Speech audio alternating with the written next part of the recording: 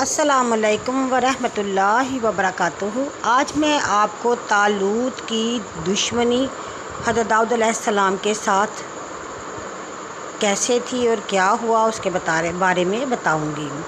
एक रवायत में है कि जब तालूत ने जालूत की लड़ाई पर फतह पाई तो कौम बनी इसराइल ने इनसे कहा कि तुमने जो वादा किया था कि जालूत को मारेगा उसी को सल्तनत और उसकी बेटी से शादी कर दूंगा, लिहाजा अब अपना वादा पूरा करो, यानी हज़रत दाऊद को आधी सल्तनत और अपनी बेटी ब्याह दो। ये सुनकर तालूत ने कहा, मेरी बेटी बहुत खूबसूरत है, इस दाऊद का रंग जर्द है और कबूल चश्म भी है, इसलिए मैं अपनी बेटी की इससे शादी नहीं करूँगा।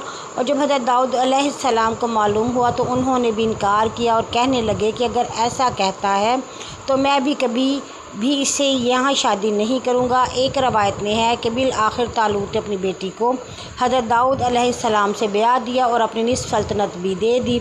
इसके बाद जब तालूत ने देखा कि लश्करी लोग हज़रत दाऊद से बहुत मुआफ़क़त रखते हैं तो उसने अपने दिल में खौफ किया कि कभी ऐसा ना हो कि मेरी सब सल्तनत को छीन ले।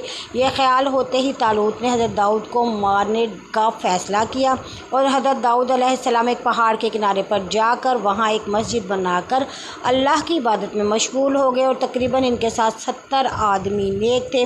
वो सब के सब इस मस्जिद में इबादत करते थे और ये देखकर बनी इसराइल ने तालूत से कहा, दाऊद के साथ बहुत ही आबद जमा हो गए हैं, अगर वो सब के सब बद्दुआ करें तो हम सब बर्बाद हो जाएंगे और हमारी सल्तनत भी छीन जाएगी। तालूत ने जब ये सुना तो बहुत लश्कर अपने साथ लेकर दाऊद को मारने को उस पहाड़ के नज़दीक गया जहाँ इसकी इबादत गाह थी। रात के वक्त उनको जा घेरा और नंगी तलवारों में हाथ में पकड़ा और मस्जिद के अंदर घुस गए। तमाम आबदों के हज़रत दाऊद अलैहिस्सलाम को मार डाले।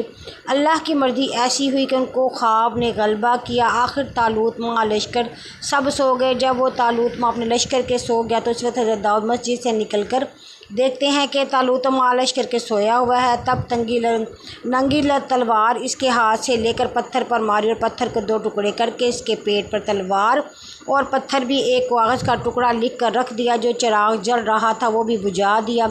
इस कागज़ के टुकड़े पर लिखा था, ए तालूत, ये तेरी तलवार मैंने पत्थर पर मारी और पत्थर के 2 टुकड़े कर दिया। अगर तेरे पेट पर मारता तो तेरे पेट के भी 2 टुकड़े कर डालता, फिर तुझको खबर भी ना होती और कोई भी तेरी फरियाद को ना पहुँचता।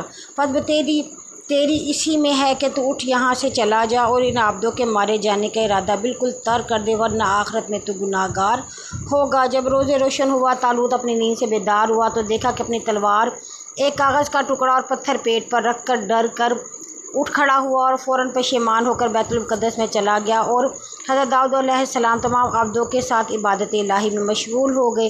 फिर कुछ दिन बाद तालूत ने हज़रत दाऊद अलैहिस्सलाम के पीछे चंद सिपाही भेजे कि तुम जाओ दाऊद अलैहिस्सलाम को माँ इसकी जमात के शब खून करके मार आओ। तब वो मरदूद हज़रत दाऊद अलैहिस्सलाम उनके आबदों के मारने के लिए आ गए। इत्तफ़ाक़न इस शब को हज़रत दाऊद अलैहिस्सलाम अपनी इबादतगाह से बाहर निकले थे। इनकी जमात के आबद लोग मस्जिद के अंदर ही थे। इन लोगों ने मस्जिद के अंदर जाकर तमाम आबदों को मार डाला।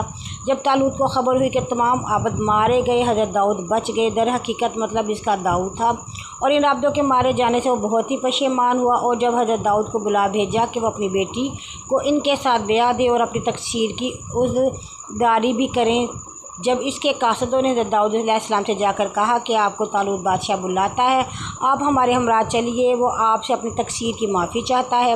हज़रत दाऊद अलैहिस्सलाम ने इस बात को सुनकर कहा, तालूत ने जो गुनाह कबीरा किया है, क्योंकि बेगुनाह मुसलमान आबदों को मार डाला है, इसने तो मेरे भी मार डालने का कसद किया था। जब तक वो लड़ाई में ना जाएगा और बेइवज़ हर आबद के एक काफर को नहीं मारेगा, मैं वहाँ नहीं जाऊँगा। बस कासिदों ने यह बात अपने बादशाह तालूत से जाकर कही। बादशाह तालूत ये बातें सुनकर अपने किरदार पर बहुत पशेमान हुआ और हज़रत दाऊद अलैहिस्सलाम का फरमान जब वो लड़ाई के मार्के में जाकर खड़ा हुआ, अचानक एक तीर दुश्मन की तरफ से आया। इसके सीने पे ऐसा लगा कि पुष्ट से निकल गया, बस वहीं उसकी जान निकल गई।